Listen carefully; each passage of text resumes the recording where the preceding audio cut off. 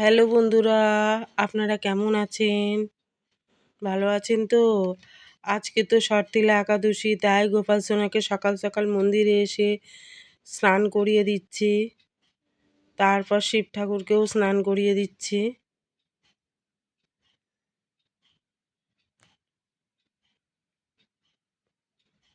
তারপর এই যে সর্তিলা একাদশী যেহেতু, সেই জন্য বই পড়তে হবে।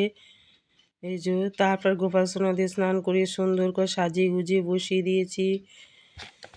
খাবারের মধ্যে এই থালা সাজিয়ে দিয়ে শসা, কলা, লাড্ডু এগুলো দিয়েছি।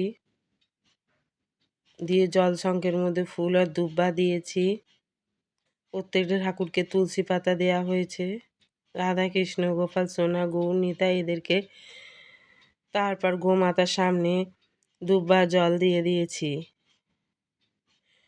ওই যে আজকে যেহেতু সর্তিলা একাদশী, তাই বই পড়তে হবে, গীতা পড়তে হবে, গীতা পাঠ করতে হবে, হরে কৃষ্ণ নাম নিতে হবে। একাদশীর বই সব কিছুই পড়তে হবে পরপর। তারপরে এই যে গোপাল সোনার এইদিকে শিব ঠাকুরের এদিকে স্নান করিয়ে এই কর্পূরের আরতি আর ধূপের আরতি করে নিচ্ছে। এই গোপাল সোনার এইদিকেও কর্পূরের আরতি ও ধূপের আরতি করে নিচ্ছে।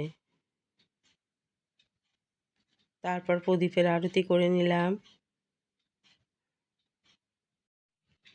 এই যে প্রদীপের আরতি করে নিচ্ছি রাধা কৃষ্ণের এইদিকে।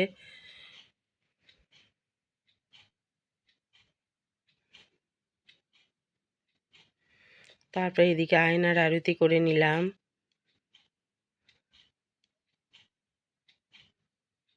তারপর শিব ঠাকুরের এইদিকে, কালী ঠাকুর, সব ঠাকুরের এইদিকে আয়নার আরতি করে নিলাম। তারপর চামরের আরতি করে নিচ্ছি।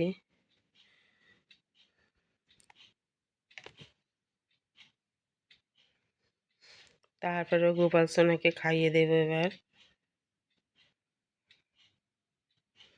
বন্ধুরা, ভিডিওটা যদি ভালো লাগে লাইক কমেন্ট শেয়ার করে দেবেন।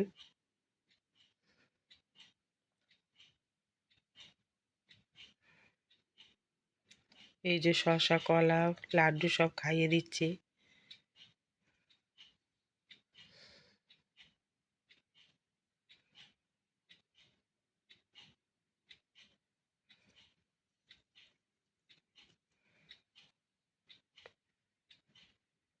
যেহেতু একাদশী ছিল, সেই জন্য তার পরের দিনই সকালবেলা ঘুম থেকে উঠে ঠাকুরের জন্য পৌষ পার্বণ উপলক্ষে তার পরের দিন আমি পিঠে দিয়েছিলাম ঠাকুরদেরকে, গোপাল সোনাদের। রাধাকৃষ্ণের সকাল সকাল উঠে করে তারপর পাটনিটা সম্পূর্ণ করেছিলাম এইসব দিয়ে। সরু চাকলি, ভাজা পিঠে, কলা, লাড্ডু এগুলো দিয়ে করেছিলাম, খাইয়ে দিয়েছিলাম। বন্ধুরা, টাটা, বাই বাই।